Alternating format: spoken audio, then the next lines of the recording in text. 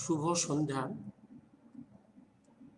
শুভ সন্ধ্যা। আজকে আধ ঘন্টা দেরি হয়ে গেল। আজকে আলোচনা করব অভিষেক। Am I audible? Visible? Please comment. Let me see your comment. Then I will proceed. Abhishek, comment পেলে আমার সুবিধা হয়। Am I audible and visible? Yes. আমি শুরু করছি। Yes.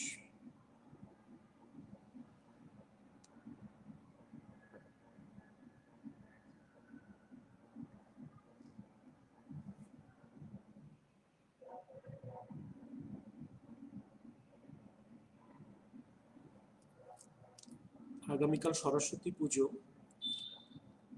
সরস্বতী বন্দনা। আমি একটু বলে আমি সাবজেক্টে চলে যাব। আজকের মূল সাবজেক্টটা হচ্ছে ডক্টর RN কাসলিওয়াল। আইএনের ডাক্তার ছিলেন, একসময় নেতাজির পার্সোনাল ফিজিশিয়ান ছিলেন এবং আজাদ হিন্দ ফৌজের মেডিকেল ডিপার্টমেন্টের ডাইরেক্টর অফ মেডিকেল সার্ভিস ছিলেন, ডাইরেক্টর। তার জবানবন্দি টু জাস্টিস খোসলা কমিশন।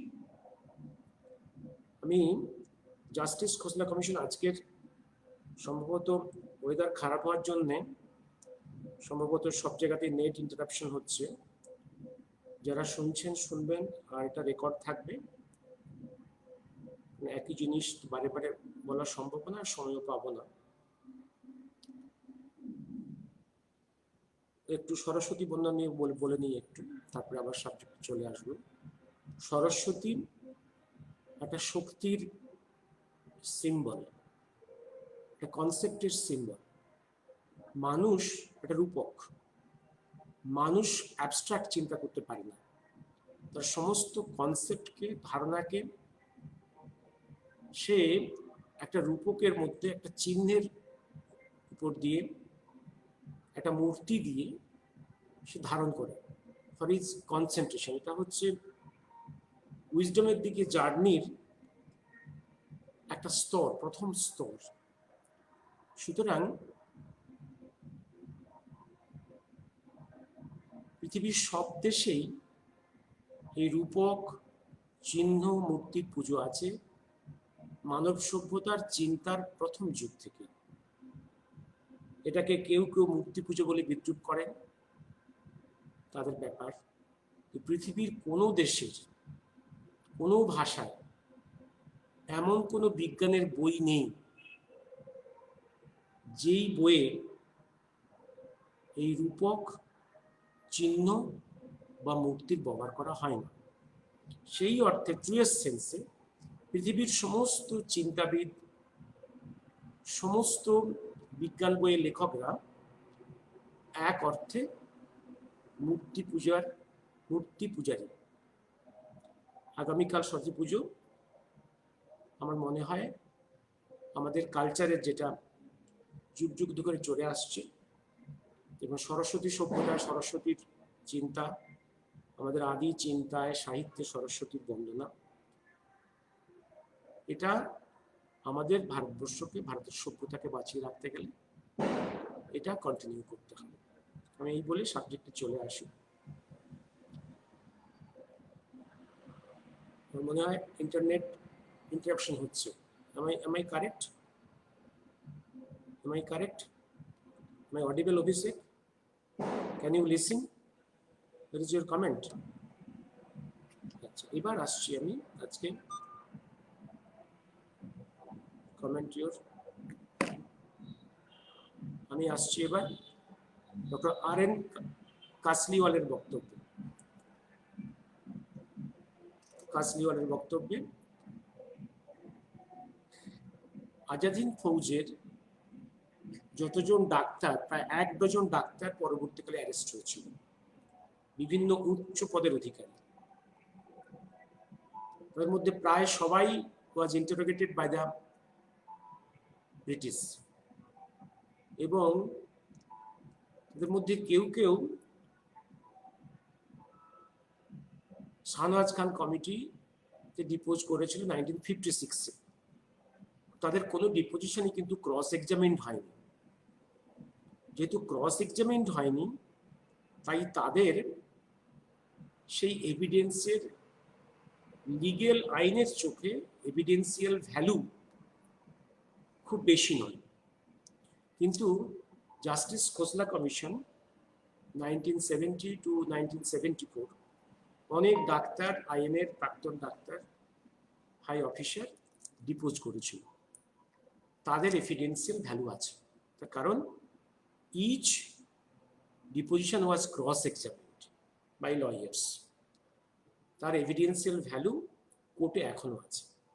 এখনো যদি ভবিষ্যতে নেতাজির এই রহস্য নিয়ে কোনো মামলা হয়, তাহলে যদিও সেই ডিপোজিশনকারীদের আমরা পাবো না জীবিত অবস্থায়, for further deposition here we legally can use those depositions as depositions, because that commission was instituted as per the law.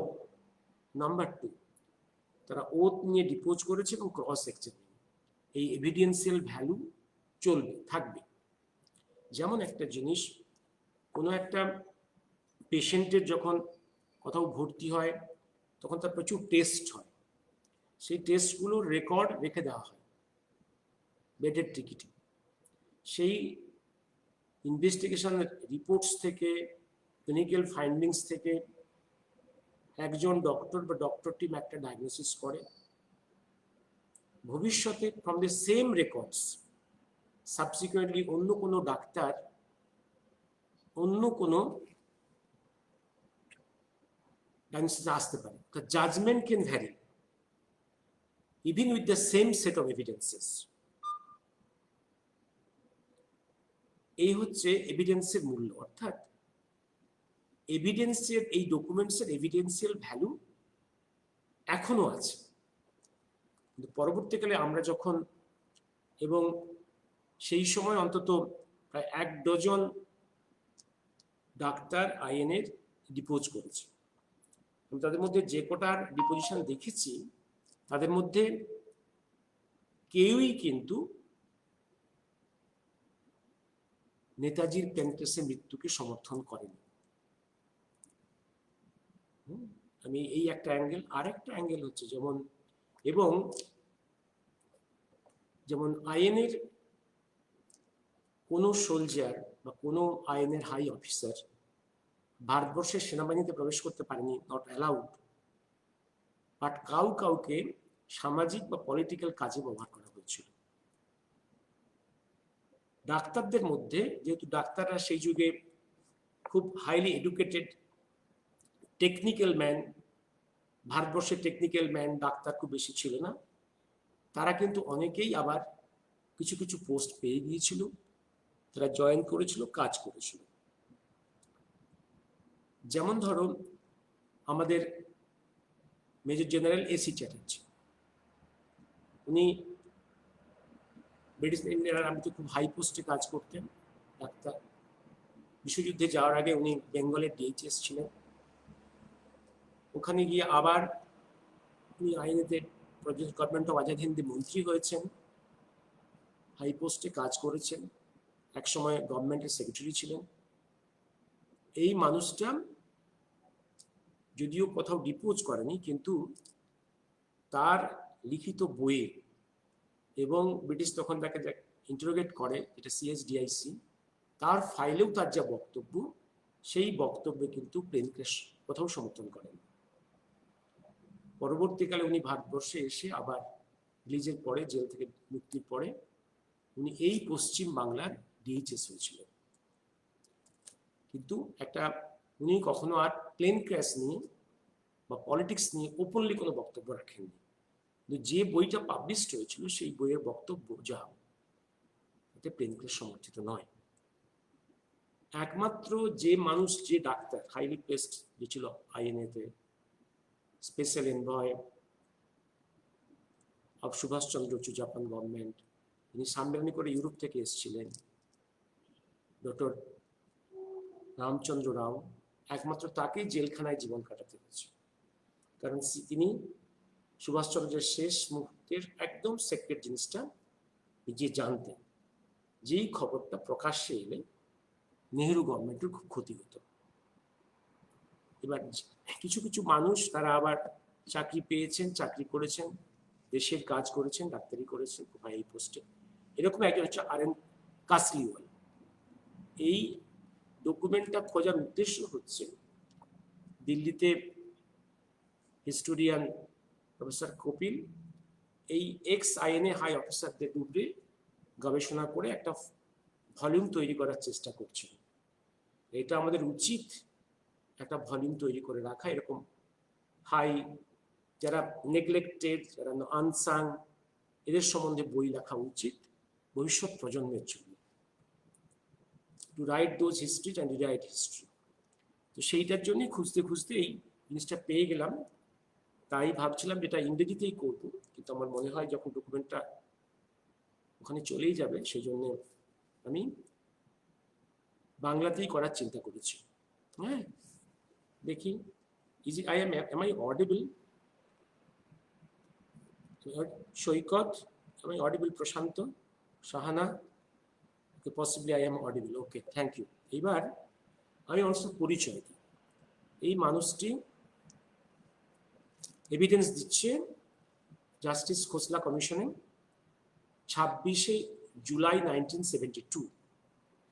এই মানুষটার পরিচয় দিচ্ছি, একটু আমি পড়ে শোনাই। I was born in Deoli in Rajasthan in 1906. I am an MD from Lucknow, FRCP from London, FCA from the National Institute, FAMS from the Indian Medical Sciences, FCCP chest specialist from America. I am now a retired principal and professor of medicine of the SMS Medical College, Jaipur. I am at present emeritus medical scientist at the ICMR, working as research scientist at Jaipur. I am also a professor of medicine, SMS Medical College. I was an ex-army officer before joining the INA. At the time of joining the INA, I was officer commanding 17 CGH in Singapore. After being taken as POW, we were asked to volunteer ourselves in the INA and I joined the INA. তারপর তিনি narrate করেছেন সমস্ত কিছু, পরপর 1941, 40, first INA, second INA, that is reconstructed INA by Subhas Chandra. এইবার অনেক কথা, কোন কোন ক্যাম্পে ছিলেন, কোথায় কি করেছেন। এবার একটা জায়গায় উনি বলছেন, I joined the first INA and the second INA. I feel that the second INA, আমার মনে হয় আমি ইংরেজিগুলো অরিজিনাল ওনার যা ডিপোজিশন আমি পড়ে যাই, আমার মনে হয় এটা বাংলা করা দরকার নেই, আপনারা সবাই বুঝতে পারছেন। I feel that the second INA is a continuation of the first INA. There was some minor differences between Japanese, all these, এটা ইতিহাস, একটা কিছু ভুল বোঝাবুঝি হয়েছিল। সুভাষচন্দ্র এসে, নেতাজি এসে সেকেন্ড INA রিকনস্ট্রাক্ট করলেন, রাসবিহারীর কাছ থেকে চার্জ হ্যান্ডওভার হয়ে গেল। আচ্ছা, in the beginning I was officer commanding of the big base hospital in Singapore, big hospital. আমি এবার একটু নোট দিই এখানটাতে, আমি ন্যাশনাল আর্কাইভস অফ ইন্ডিয়াতে ওই সময় দেখছিলাম আইএনএর এক একটা বেস হসপিটালের বেড স্ট্রেংথ জানেন, একটা বেড স্ট্রেংথ 1.5 থেকে 2,500 উন্ডেড সোলজার্সরা সব থাকতো, সেজন্য কিছু সিভিলিয়ান্স, এর জন্য প্রচুর মেডিকেল স্টাফ, নার্সিং স্টাফ লাগতো, এবং একটা পুরো মিনিস্ট্রি ছিল, মেডিকেল সাপ্লাই, পেমেন্টস, খরচ। এবং ঝান্সি রানী বাহিনীর অনেক মেয়ে শর্ট ট্রেনিং নিয়ে অ্যাজ নার্স কাজ করত। Later on, Netaji thought that I would be useful in his administrative section. I was made ADMS, Additional Director of Medical Services. Later on, DDMS of the Azad Hind Fauz. Later, in early 1945, was officiating as DMS, that is highest post, Director of Medical Services of the Azad Hind Fauz, and in charge of the whole medical department. অনেকগুলো প্রশ্ন আছে, এই প্রশ্নগুলো আর পড়ছি না, উত্তরগুলো পড়ে যাচ্ছে, পরে আমি ক্রস এক্সামিনটা দেখাবো। আমি তারপরে আসল জায়গায় চলে যাব। শাহানা সঙ্গে আছি, প্রশান্ত, জয় Hind. Well, I meet Netaji several times. Netaji returned from the front after the debacle in Imphal front, where INA forces had to fall back and he had to retreat after the setback in Rangoon. At that time, Netaji returned back to Singapore and established his camp here in Singapore. One morning, he summoned me and said, Colonel Sahib, you are not only DMS, but you are also my principal physician. Colonel Raju was his personal physician who was taken prisoner, war front, has been arrested. Colonel Raju, আপনারা পড়েছেন, সুভাষচন্দ্র নেতাজির war ফ্রন্টের physician হিসেবে কাজ করেছেন, এটা আমরা অনেকেই জানি, but he was arrested by the enemy forces. Naturally এবার তার ফিজিশিয়ান দরকার। Now in that place colonel Raju was his personal physician who is taken prisoner and did not return to Singapore. Naturally, I was asked by Netaji to look after him because I was also a physician. Besides being an administrator, and in that capacity, I was privileged to see Netaji practically every morning for a period of 3 months until the time he left Singapore for Bangkok. মনে রাখুন, last তার journey যেটা অগাস্টের মিডিলে সিঙ্গাপুরে পরপর 2 রাত্রি whole cabinet meeting চলছে, তারপর উনি 16 বেরিয়ে যাচ্ছেন, ওইখান থেকে টুয়ার্ডস ব্যাংকক হয়ে চলে যাবে, একদম ভিয়েতনাম হয়ে সাইগন হয়ে বেরিয়ে যাবে। এইখানে রহস্য, সেটা পরে, একটু আগে ডিসকাস করছি, আবার ডিসকাস করবো। একটা ইম্পর্টেন্ট যারা ডাক্তার যারা, হ্যাঁ, বা যারা মেডিকেল সায়েন্স নিয়ে একটু চিন্তা করেন, এই জায়গাটা। At that time, he was not keeping good health. কেন? He had liver enlargement, for which I gave him emetin injection. এমেটিন, সেই সময় তোমার মনে করে দেখো, ওই যুগে যখন মেট্রোনিটাজল আবিষ্কার হয়নি, ওটা পৃথিবীতে, আমি এটা একদম আমার ডায়াগনোসিস হচ্ছে, এই জিনিসটা হচ্ছে অ্যামিবিক হেপাটাইটিস, এবং এটা অ্যাডভান্সড হয়ে গেলে যদি not treated, amoebic liver abscess তৈরি হবে, খুব সিরিয়াস অবস্থা। কারণ উনি যুদ্ধক্ষেত্রে তো ছিলেন, ওই ইম্ফল ফ্রন্ট, কোহিমা ফ্রন্ট, কখনো ওখানে আরাকান ফ্রন্ট, এখানে তো অপরিশুদ্ধ জল খেয়েছে, নোংরা খাবার খেয়েছে, তার মধ্যে ইন্টারমিস্টিকা প্রবেশ করেছে, এবং সেইটা ইন্টেস্টিন থেকে একদম লিভারে পৌঁছে গেছে, হেপাটাইটিস হয়েছে, তাকে এমেটিং মনে করেন। আমিও আমার আমার লাস্ট 42 ইয়ার্সের ডাক্তার হিসেবে আমি প্রথম যুগে আমাকে বহু এমেটিন ব্যবহার করতে হয়েছে, কারণ খুব সিরিয়াস কন্ডিশনে emetine is a very good drug. Emetine injection, ওটা লো ডোজে রিপিটেডলি দিতে হয়, একটা কোর্স আছে, কিন্তু একটাই প্রবলেম, এমেটিন যে ডাইরেক্টলি কার্ডিওটক্সিক, এবং খুব ভালো মনিটর করে একসময় ইনস্ট্রাকশন ছিল the patient should be admitted, then under supervision emetin to be injected. এটা খুব মিরাকেল ড্রাগ, কিন্তু পরবর্তীকালে এমেটিনটা আনপপুলার হলো কেন? দুটো কারণে। প্রথমত এই সুপারভিশন লাগে, আর দ্বিতীয়ত metronidazole came in 70s, and metronidazole মনে রাখতে হবে যে miracle drug for many pathogens, particularly amoebiasis, both in gut and also in liver. A metronidazole is one of the few molecules in pharma which got Nobel Prize. Such a miracle drug. Emetine Subhas চন্দ্রকে নেতাজিকে emetine নিতে হয়েছিল। He was feeling better. He also had teeth trouble. এই টিথের রহস্যটা তোমরা, আমি টিথের রহস্য কেন, তোমরা অনেকে যারা ডক্টর কর্নেল রাজুর জিনিসগুলো দেখে পড়েছো নেতাজি সুভাষচন্দ্র সংক্রান্ত যুদ্ধক্ষেত্রের, কর্নেল রাজু কিন্তু এই যে, এবং তার এক ডেন্টিস্ট, কর্নেল রাজুর একজন ডেন্টিস্ট, এই যে দাঁতের যেখানে ন্যারেটিভ সেখানে কিন্তু দেখা যাচ্ছে সুভাষচন্দ্র যখন যুদ্ধক্ষেত্রে তার দুটো দাঁতে একটা caries teeth partially filled by gold, আর একটা দাঁত কমপ্লিটলি গোল্ড টোটালি। এইটা ন্যারেটিভ কিন্তু অনেক জায়গাতে পাচ্ছি আমরা।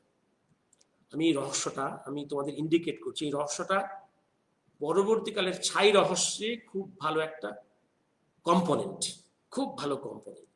এবার আসছি এইটা, এবার যেটা তোমার, এবার এই পোকা নাতে ক্যারিস্টুতে যখন দাঁতের যাদের ব্যথা হয় দেখবে কি ভয়ঙ্কর ব্যথা হয়।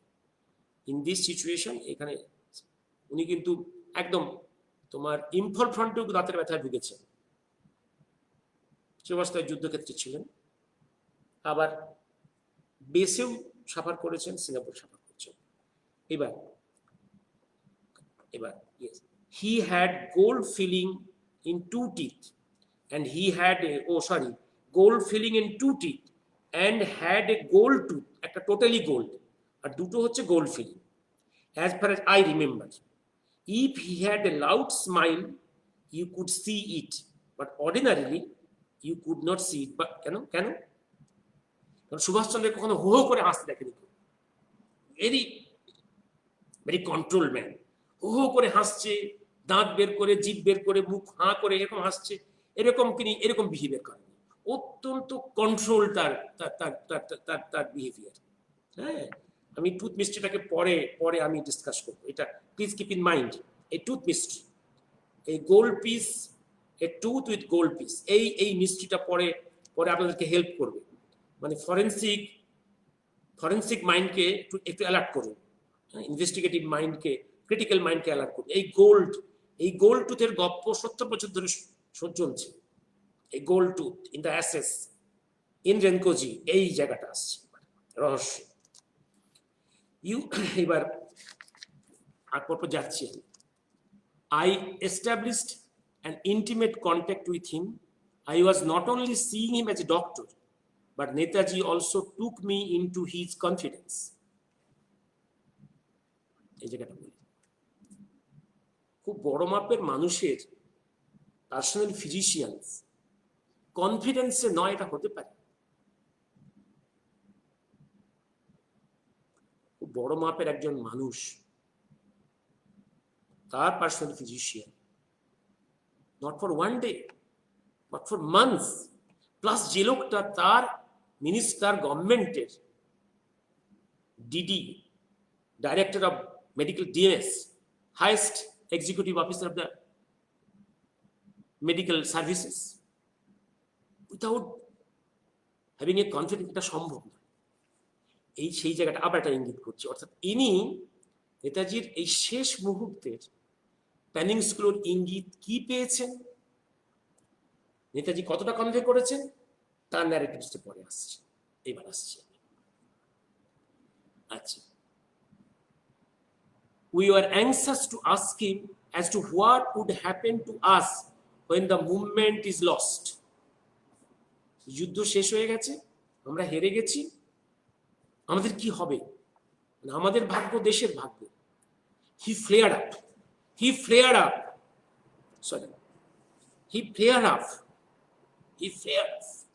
and said that movement is not lost. এই জায়গাটা, এবং এরকম কথা কিন্তু অনেকেই বলছে, movement is not lost. Radio broadcast, Singapore radio broadcast এই সময় নেতাজির, movement is not lost, we will win, or my motherland will be free within 2 years. এই কনফিডেন্সের জায়গাটা কোথায়?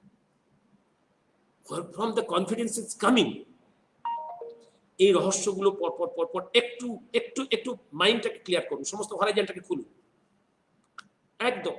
মাথায় যদি অনেক প্রি অকুপাইড নলেজ দিয়ে থাকে তাহলে কিন্তু মাথায় ঢুকবে না। Keep your screen clear. কম্পিউটারের স্ক্রিন যদি ক্লিয়ার না থাকে, new informations will not enter and your computer will not be able to analyze those facts. Keep your screen clear. যদি জ্যামিং করেছেন, new informations your computer will not be able to receive and analyze. পরিষ্কার। He flared up. Then I asked him about his plan. He told me that he could not tell the plans. He told me, however, he escaped to Kabul. He told the whole story personally. How he escaped from Calcutta, bluffed, then went round, and finally he went to Kabul. He told me that he had transmitted, and he is in personal contact with those people from where the confidence is coming. Where is that center? He told me that he could not tell me the because some of those people who helped him could be in trouble. যদি আমি সব বলে দিই, লোকে ধরা পড়ে গেলে তারা ট্রাবলে পড়ে যাবে। অর্থাৎ সেটা হচ্ছে ক্যালকাটা থেকে কাবুল যাওয়ার চ্যাপ্টার, এবং এখানেও তাই যে আমার কাছে ট্রান্সমিটার আছে, তাদের সঙ্গে আমার যোগাযোগ আছে। আমি শুধু একটু বলি, মহাকাল চ্যাপ্টার, নর্থ ইন্ডিয়ার ইলাদির কাছে চিঠি এলো সেক্রেটলি, হি নিডস 2 ট্রান্সমিটার্স যার রেঞ্জ হবে 5000 কিলোমিটার। সে দুটো অনুগামী যারা একদম রেডিও সায়েন্স এক্সপার্টস যারা তৈরি করতে পারে, তৈরি করে পাঠাতে হয়েছিল for his use when he was present in this India, many times at intervals in secrecy in Uttarakhand. আসছি এবার। He met people in Kabul, later on told me that he could not tell me the details of the plan, and our flight for freedom has not finished, and we will continue our struggle. But from where? I'll give the indications. And he said the war has not ended. এখানে পৃথিবীর সবাই বলছে, বড় বড় এক্সপার্টরা, যুদ্ধ শেষ হয়ে গেছে। নেতাজি কি বলছেন? যুদ্ধ শেষ হয়নি। দেখুন, সেকেন্ড ভলিউমে আমি ব্রিটিশ ইন্টেলিজেন্স ফাইলস ডকুমেন্টস দিয়েছি। সেখানে নেতাজি সুভাষচন্দ্রের রেডিও ব্রডকাস্টগুলো ব্রিটিশ ইন্টেলিজেন্সের লোকেরা রেকর্ড করেছে, ফাইল তৈরি করে রেখেছে। সেই একটা ফাইল দিয়ে দিয়েছি আমার সেকেন্ড ভলিউমে। কি বলছেন সেখানে? একদম পরিষ্কার, যুদ্ধ শেষ হয়নি, একটা যুদ্ধ শুরু হয়ে গেছে। সেই যুদ্ধ শুরু হয়ে গেছে দ্বিতীয় বিশ্বযুদ্ধের মাঝখান থেকে। In between USA, UK on one side, Russia, USSR in the opposite side.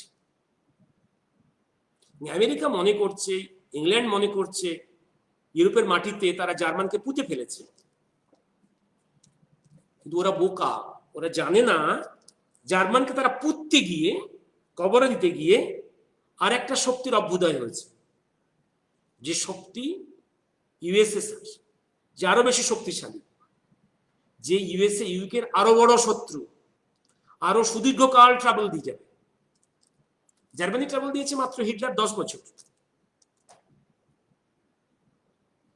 but this USSR give a longer trouble and mightier than Germany. সেখানে কি বলছেন? I will take help of this conflict. আমার second ভলিউমটা পড়ে নিন। হলো, এবার আসছি। The conflict is going on, although for the time being the allied forces joined the communist forces, but the allied forces are going to come into conflict with the communist forces, and naturally we will take help from everybody who is going to help us, including the communists. আমি আমার জেএমসিআই আর্গুমেন্টের সময় আমি কিন্তু এই জায়গাটা আমি elaborately বলেছিলাম। Sir, now there are only 3 areas on the world. Mid August যখন নেতাজি অবস্থান করছে সাউথ ইস্ট এশিয়াতে, গোটা ওয়ার্ল্ডের মধ্যে only 3 areas are safe for him. One, in North Vietnam, where the communist control Ho Chi Minh army. Other is only a part of China, but the communist control in the southeastern part. Communist force is there, and USSR. But please, sir, take note. North Vietnam is a small area. Army's communist army is very small. It is not possible for this North Vietnam Communist Party to protect NETAJI.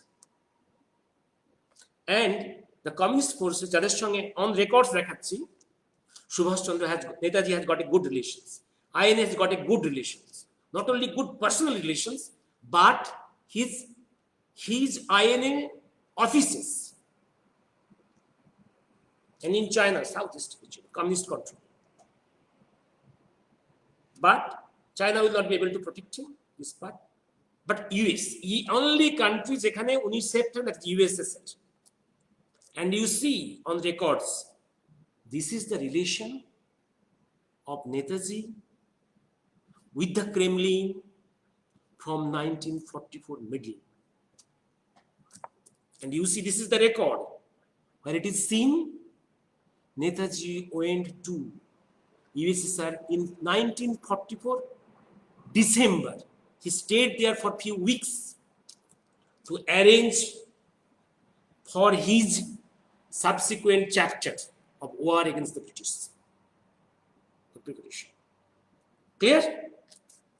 Now, although he had not told me the plans as to how he was going to escape and what was the future plan, but at the back of his mind, he had something he used to tell me several times, that our fight will continue.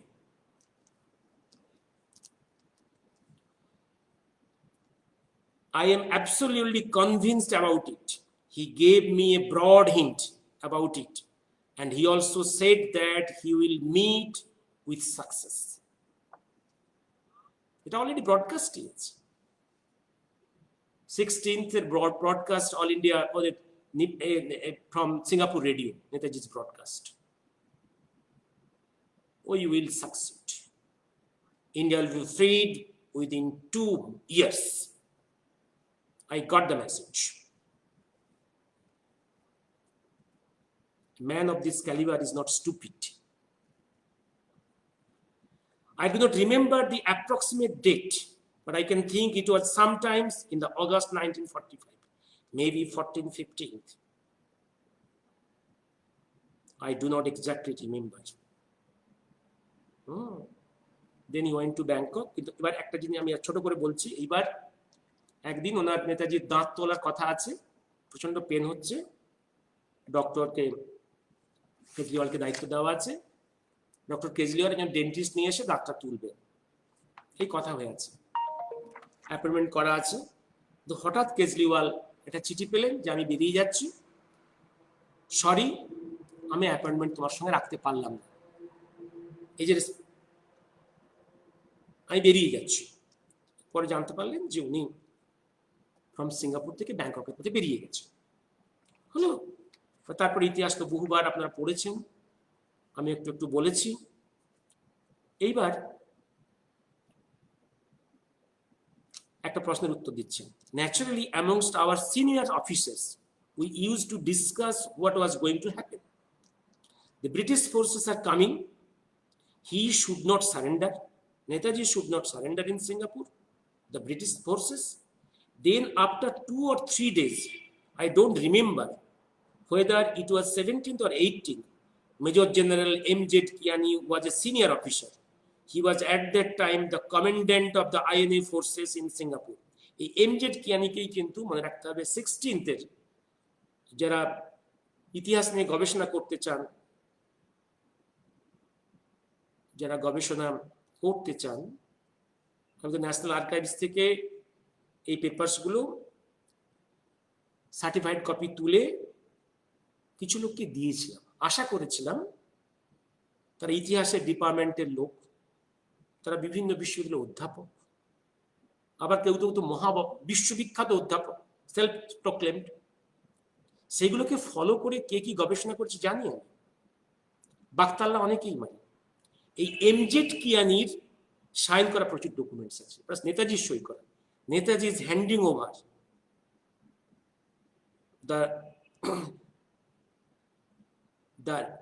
the responsibility of the INA in Singapore to this M.Z. Kiani. একদম original নেতাজির সই। There are original papers in National Archives of India. Okay. এবার আসছে, এইবার কিয়ানি hand over পেয়েছে, ঠিক আছে। এবার আমি অনেক কথা আছে, এইবার অনেক কথা আছে পরবর্তীকালে কে কি।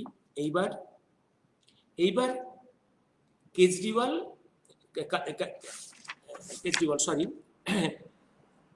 কাসলিওয়াল পরবর্তীকালে কিভাবে is receiving how Japanese military officers is transferring the news of the plane crash and death of Subhash Chandra. এই জায়গাটা একটু পড়ে শুনিয়ে দিই,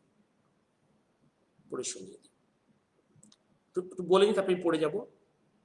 বাট তারা তো আইএনএ অফিসারদের একটা মিটিংয়ে এসে খবরটা দিয়ে গেল in a very proper way with dignity.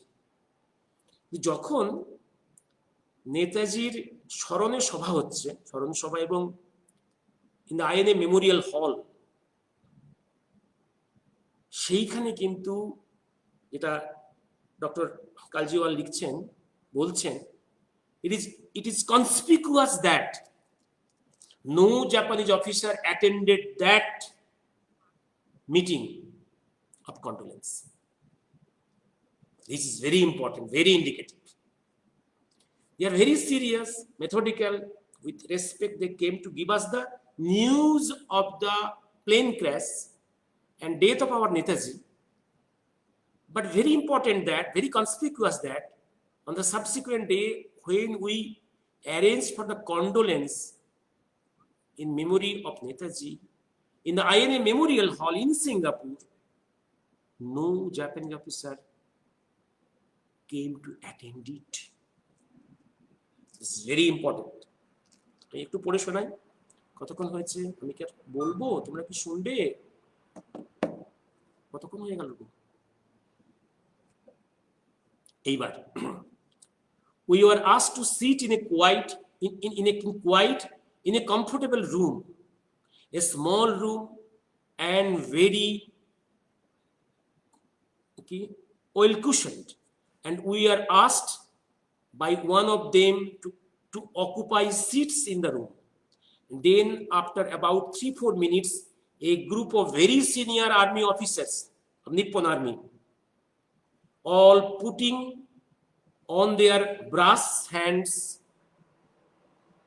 and everything, came down with their heads low down, all in Japanese,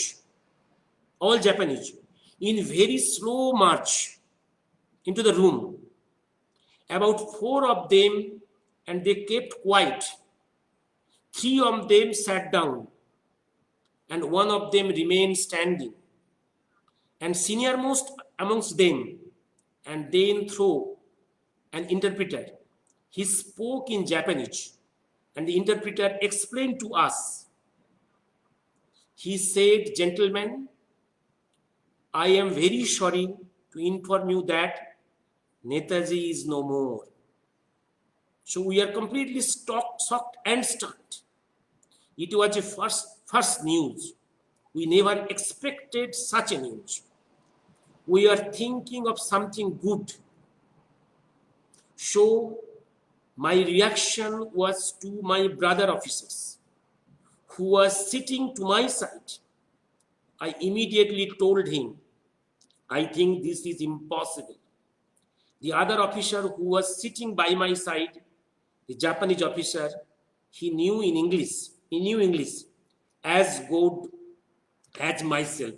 He said, no, gentlemen, this is the fact, and we have not done it. We have not done it.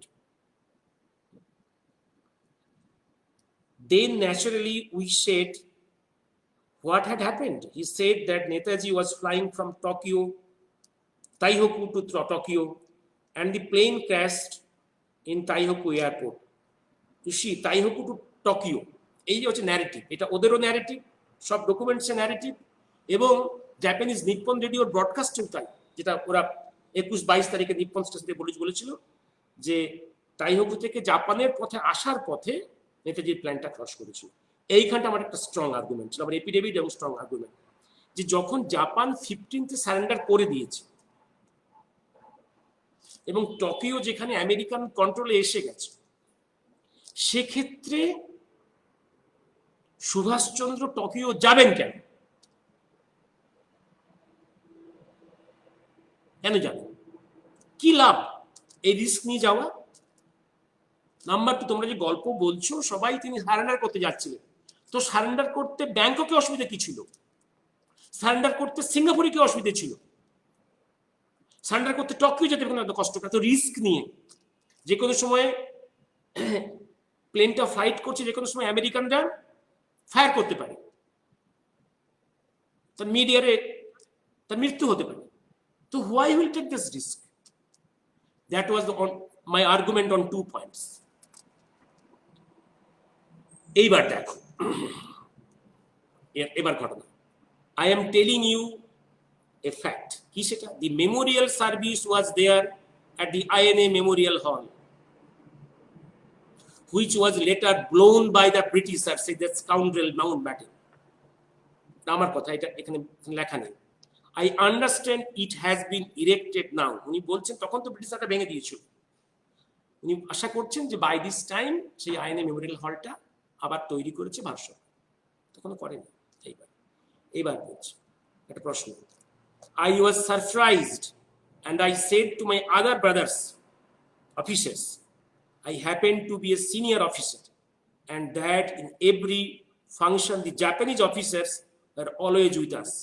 মানে every যেটা ceremony হয়, Memorial service হয়, সে আইনে soldier মারা গেলেও তাদের উদ্দেশ্যে বা কোনো অফিসার মারা গেলে তাদের সেরিমনিতে মেমোরিয়াল হলে মেমোরিয়াল সার্ভিসে জাপানিজ অফিসাররা আসে।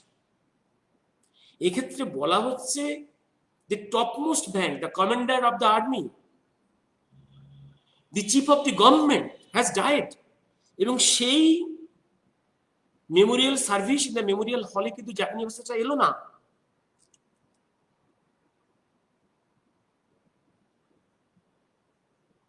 Can you imagine? যখন টোকিও ট্রায়াল হচ্ছে, Tokyo trial tribunal, Tokyo war crime tribunal টোকিওতে কয়েক মাস ধরে, justice Raghavendra Pal is one of the জাজেস দেয়ার। রাঘবেন্দ্র পাল কি লিখছেন? যখনই এই প্রসিকিউশনের সময় নেতাজির নামটা, সুভাষের নাম, এই তো সুভাষচন্দ্র জুনিয়র, উনি সুভাষচন্দ্রকে সুভাষ বলে ডাকতেন, যখনই সুভাষের নাম উচ্চারিত হতো তখন তোজো থেকে আরম্ভ করে সমস্ত সবাই, মানে প্রধানমন্ত্রী যার ট্রায়াল চলছে, সবাই উঠে দাঁড়িয়ে মাথা নিচু করত। এই সম্মান, তার তথাকথিত মৃত্যু হয়েছে, তার সেরিমনি, সেখানে no Japanese officer attended that. What they indicated, এই কথাটাই উনি বলছেন বারবার। এইবার they were conspicuous by their absence. Not only this, as far as I remember, I may be wrong, they did not send the garlands even. They did not send the wreaths, garlands even also to this memorial service. একটা ফুলের মালাও পাঠায়নি, একটা ফুলের তোড়াও পাঠায়নি। অনেক কিছু আছে পড়তে, তোমাদের ভাল লাগবে না, ওদের ঘুমের দেখি তোমাদের অনেক কিছু আছে। তোমরা এইবার এইবার এইবার অনেক কিছু, আর ক্রস এক্সামিনেশন অমুক তুমুক অনেক কিছু আছে। এইবার এবার এবার এবার তো কাউন্টার প্রশ্ন, যে উনি পরিষ্কার বলে দিচ্ছেন যে আমি এই প্লেন কেসের গল্প মানি না, আমি বিশ্বাস করি না। এবার তারপরে ডক্টর কাজলিওয়ালকে অনেকে প্রশ্ন করেছে, আমাদের জাজ খোসলাও প্রশ্ন করেছে যে what about the your opinion about the statement of Habibur Rahman. Habibur Rahman তো বলে বেড়াচ্ছে হয়ে গেছে, মারা গেছে। বলছে স্যার আমি তো ওকে, আমার সঙ্গে তো যোগাযোগ হয়েছে, আমিও জেলে ছিলাম, সেও জেলে ছিল, তখন দেখা হয়েছে, পরেও দেখা হয়েছে, আমি তো বহুবার প্রশ্ন করেছি। সেই উত্তরে সে কি বলেছে, তাকে একটু গান্ধীর কথা বলছে গান্ধীর সঙ্গে আমাদের বহুবার দেখা হয়েছে, জেলে, জেলের বাইরে। গান্ধী বহুবার বলেছে যে প্লেন ক্র্যাশ হয়নি, সুভাষের মৃত্যু হয়নি। হাবিবুর রহমান সাহেব কি বলছে, যে হাবিবুর রহমানকে জিজ্ঞাসা করলাম যে তুমি নেতাজির অ্যাডজুটেন্ট, তুমি মুখে বলছো উনি উন্ডেড, হাসপাতালে ভর্তি, ব্যাস তুমি তাকে দেখতে গেছিলে। আমি এবার সহজ করে দিচ্ছি, let me very very brief and rapid. আমি যদি পুরোটা পড়তে যাই, কারণ কতক্ষণ হয়ে গেছে রে বাবা, ইজ ইট 40 মিনিটস না বেশিক্ষণ না, সহজ করে বলে দিচ্ছি। তুমি কি দেখতে গেছিলে? না আমি দেখতে যাইনি, আমি দেখতে যাইনি। এবার এই হাবিবুর রহমান দেখো অনেক জায়গায় বলেছে আমি পাশের বেডে আমাকে শুয়ে রাখা হয়েছিল, আর এখানে বলছে, আর আরো জায়গায় বলছে আমাকে অন্য রুমে রাখা হয়েছিল। এটা কন্ট্রাডিকশন। নাম্বার 2, তুমি জিজ্ঞাসা করছো যে ক্রিমেশনের পরে তুমি, ডেথের পরে তুমি মুখ দেখেছিলে? না মুখ দেখিনি। আবার সিএসডিআইএস ইন্টারোগেশনে বলেছে আমাকে মুখ দেখতে দেওয়া হয়নি। এবার অনেক কথা, এবার দাঁতে, এবার তার এর রহস্য যে ওর হাবিবুর রহমান তো ওই চামড়ায় স্কার্ফ দেখাচ্ছে গোটা পৃথিবীকে যে আমার এই প্লেন ক্র্যাশের আগুনে, গ্যাস সিলিন্ডারে আমার চামড়া, হাতের চামড়া পুড়ে গেছিল। আর নেতাজির গায়ের আগুন নেভাতে গিয়ে জড়ে ধরতে ছিলাম, আগুন নেভাচ্ছিলাম, আমার এই আগুনের সব দুটো হাত পুড়ে গেছে, মুখ পুড়ে গেছে। তখন তিনি অনেকের জেরা আছে, প্রেম করে জড়িয়ে ধরতে গেলে আগুন, তাহলে আগুনটা কোথায় লাগবে, কোথায় পুড়বে? এই যে আগুন লাগবে তাহলে পামে বেশি, পামের তোমার পামার অ্যাসপেক্টে, নট ডরসাল অ্যাসপেক্টে, আর inner side of the arm and forearm. কিন্তু কি দেখছি, স্কার কোথায়? Scar on the opposite side, on the dorsal aspect, পামের, এবং হাতে, আর্মে এবং ফোর আর্মে আউটার সারফেস। উনি কি বলছেন, এতে অ্যাসিড দিয়ে, অনেকেই অনেক ডাক্তারই বলেছে এটা তো অ্যাসিড দিয়ে পুড়িয়ে স্কার, সালফুরিক অ্যাসিড দিয়ে। ফাম্বলিং। এবার আসছি, আমি সহজ করে দিচ্ছি। এবার তোমরা যখন বই হয়ে বেরোবে তোমরা তখন দেখে নিও। প্রফেসর কুমারের একটা বই পেতে বেরিয়ে গেল 23শে জানুয়ারি, হ্যাঁ একটা বই দিল্লি থেকে বেরিয়ে গেল, আরো বেরোবে যখন, তখন please collect from the markets. এবার আসছি আমি, এবার দাঁতের রহস্য। দাঁতের রহস্য কি? আপনারা 70 বছর ধরে কি শুনে আসছেন? যে ছাই আছে অনেক জায়গায়, ব্রিটিশ ফাইলসেও আছে, ছাই আছে, একটা দাঁত আছে, তাতে গোল্ড ফিল্ড টিথ। মজা দেখো, গোল্ড ফিল্ড টিথ একটা। এখানে দেখছো কি তাহলে? দুটো দাঁত গোল্ড ফিল, একটা পুরোপুরি গোল্ডের। অন্য গোল্ডগুলো কোথায় গেল? যদি গোল্ড অক্ষতই থাকে আপনার কি বিষয়, থাকার কথা নয়। দাঁত কেন থাকবে? দাঁত তো পুড়ে যাবে। আর হাই টেম্পারেচার, আমি তো বারে বারে বলেছি গোল্ডের মেল্টিং পয়েন্ট 980 ডিগ্রি। আর ক্রিমেটোরিয়ামের টেম্পারেচার তার অনেক উপরে, গোল্ড কেন অক্ষত থাকবে? যদি কোনো কারণ ধরি অক্ষত আছে, আরগুলো কোথায় গেল? আর দাঁতের কম্পোনেন্ট থাকবে না, শুধু গোল্ড পড়ে থাকবে, দাঁতের কম্পোনেন্ট থাকবে।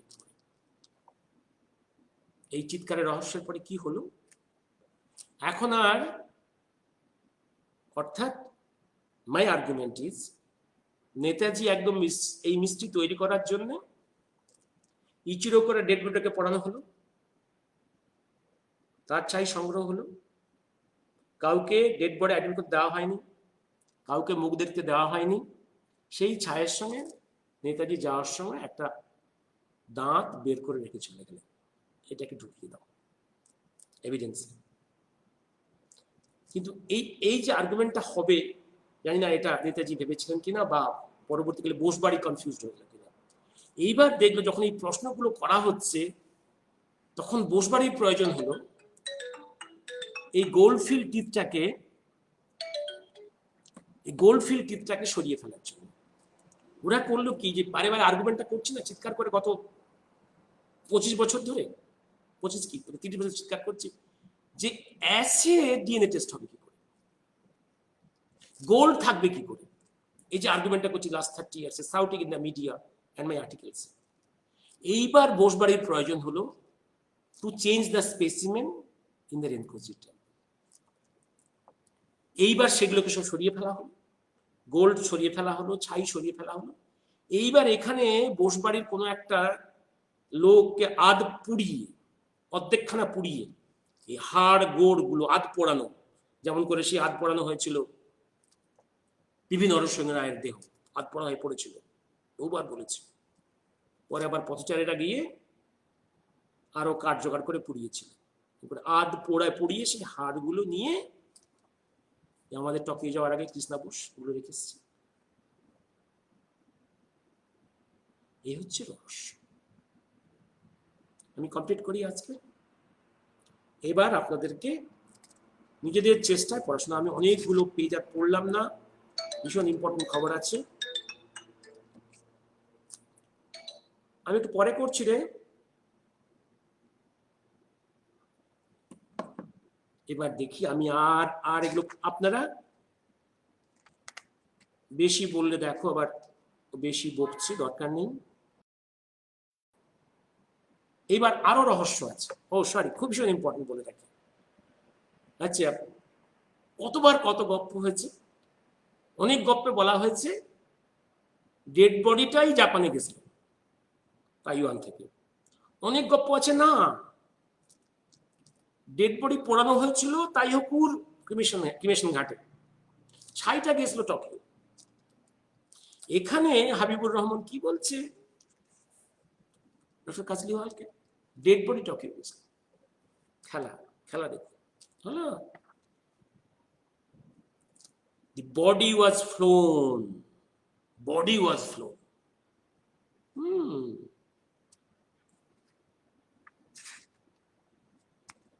NETAJI has gold teeth.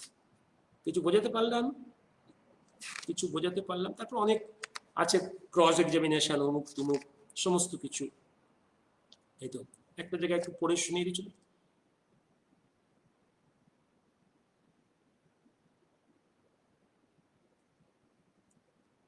এইবার একটা প্রশ্ন করেছি যে আপনারা ভারতবর্ষে এসে কেন গ্রাম্বেল করেননি, কেন সাউথ করেননি? যে নেতাজি মারা যায়নি, উনি আছেন। দেখুন গ্রাম্বেল, এবার বলছি কেন গ্রাম্বেল করব, কেন সে সাউথ করব, নিজেদের মধ্যে ডিসকাস করেছি আমরা যারা এক্স আর্মি সোলজার্স, ক্লোজ সার্কেলে বলেছি।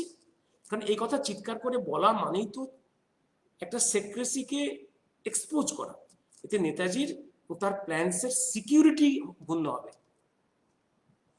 অ্যান্সার নো, আমরা বিশেষ সাউথ করিনি। We are always interested in the welfare of Netaji and his movements.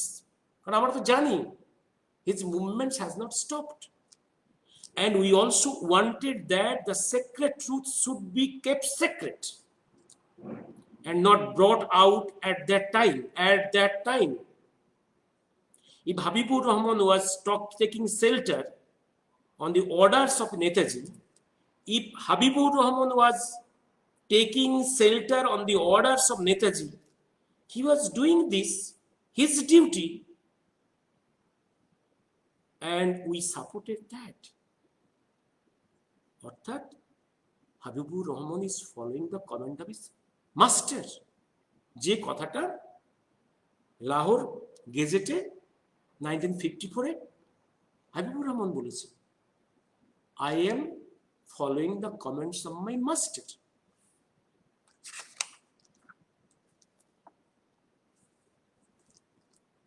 তো প্রশ্ন করেছে, আপনি শাহনওয়াজ খান কমিটি জাননি কেন?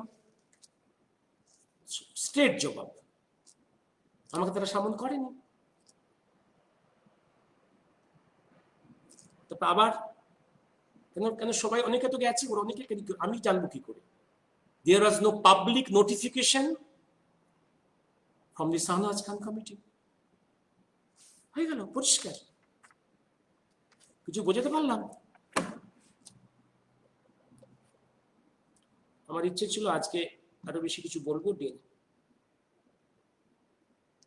ডিএনএ টেস্ট হলে সেই হার কোন সময় সেটা বলা যাবে। এবার বলবো কি শুভঙ্কর, এই সময়টা যেটা কার্বন ডেটিং 50 বছরের নিচে, 30, 40, 50 ইয়ার্সের এই নিচে এই ডিফারেন্সটা কার্বন ডেটিং বলতে পারি না।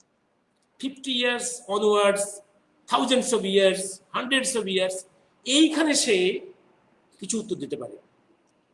শর্ট রেঞ্জে up to 50 years carbon dating কোনো উত্তর দিতে পারে না। শিরাকা দেখছে বলবে, শুভঙ্কর দেখছে, তাপস ডাক্তার চুপ করে বসে আছে, কল্পনা চুপ, শুভঙ্কর, শাহানা ম্যাথমেটিক্স মাথাটা সাত, তো বোঝো বোঝো খেলা বোঝো। আমি ভেবেছিলাম আজকে একটু সত্যেন বোস নিয়ে বসবো। আমি গত বছর আজকের দিনে সত্যেন বোস নিয়ে বক্তব্য রেখেছিলাম, বিজ্ঞানী সত্যেন বোস। আজকে জানি না, আমি একটু ভেবেছিলাম যে 11টার পরে বসবো। ও মা, 10:30 বেঁচে গেছে। আমি দেখি তাহলে 10:30 একটু খাওয়া দাওয়া করে নি, একটু বলবো আজকে। আমি সত্যেন বোস সৈকত, আমি গত বছরেরটা বোধহয় আবার অটোমেটিকলি দেখলাম রিসাইকেল করছে ফেসবুকে। প্লিজ যদি কিছু তোমরা দেখে নাও তাহলে আমার ওটা সার্থক হবে। আর আমি একটু আজকে পড়ে শোনাবো বাংলা সাহিত্যে বিজ্ঞান চর্চার অন্যতম প্রধানতম কমান্ডার, তার বাংলা ভাষায় কিছু বিজ্ঞান লেখার স্টাইলের কতগুলো লাইন পড়ে শোনাবো। আর সময় থাকলে অনুবাদ সাহিত্যে সত্যেন বোস কত উঁচু মানের, মনে রাখবে আমি একটু বলেছিলাম সে গত বছর, এবছর একটু বলবো। One of the very few scientists of India, মাতৃভাষা সেই সঙ্গে ইংরেজি ভাষা, সেই সঙ্গে আমাদের মেঘনাদ সাহু ফ্রেঞ্চ, জার্মান ভাষা খুব ভালো জানতেন, এবং ফ্রেঞ্চ জার্মান ল্যাঙ্গুয়েজে অনেক সায়েন্সের আর্টিকেলস উনি কনভার্ট করেছেন ইংরেজিতে, বাংলায়। রোমারোলার ডায়েরি ফ্রেঞ্চ ভাষায় লেখা, notes of Romarola on Rabindranath, meetings on Gandhi, on Subhash Chandra. He translated. We should be grateful. রচনাবলী, ওনার বিজ্ঞানের দিকটা একটা অন্য হরাইজন, ওনার সাহিত্য চর্চা বাংলা ভাষায়, বিজ্ঞান চর্চা সাহিত্য, এটা একটা হরাইজন। ভাবছিলাম বলবো, একটু জানি না সময় পাবো কিনা আজকে। যদি অনুরোধ করছি, ওনার এখন যে সৃষ্টি বঙ্গীয় বিজ্ঞান পরিষদ, আমি সবাইকে অনুরোধ করব সেখান থেকে। আমার দুঃখ, স্কুল কলেজে যেখানে বাংলায় আমরা আজ শিক্ষা শুরু করেছি, এই অরিজিনাল সত্যেন বোস, মেঘনাদ সাহা, জগদীশ চন্দ্র বোস, প্রফুল্লচন্দ্র রায়, এই দিকপালদের বাংলায় লেখা সাহিত্য এবং বিজ্ঞানের পার্টস কেন সিলেবাসে দেওয়া হয়? কেন করে পরবর্তীকালে ছাগলের আর্টিকেলগুলিতে সিলেবাস তৈরি হচ্ছে? কি তার মূল্য আছে? এদের লেখা শুধু বাংলার সম্পদ নয়, এটা ঐতিহাসিক দিক, এগুলো কেন রাখা হয় না?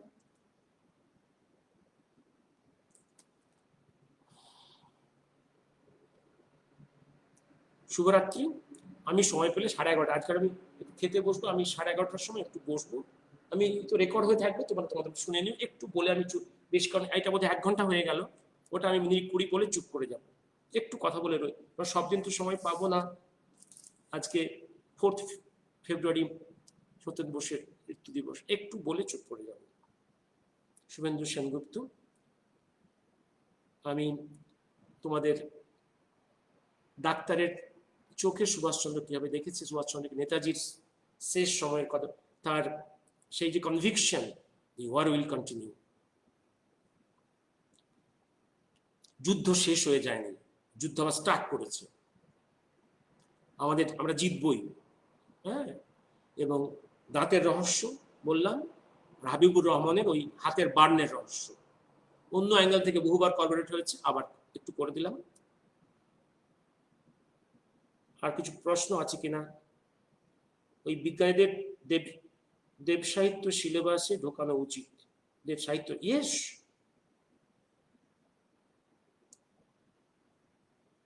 জগদীশ চন্দ্রের বিজ্ঞান সাহিত্য, বাংলা, প্রফুল্লচন্দ্র, মেঘনাথ শাহ, সত্যেন্দ্র বসুদের এগুলো। আর একটা জিনিস বলেছিলাম, এরা সবাই ন্যাশনালিস্ট, জাতীয়তাবাদী।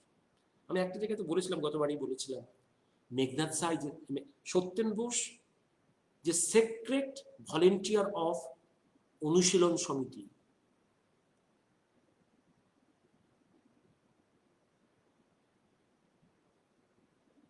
শুভরাত্রি, বন্দে মাতরম, জয় হিন্দ।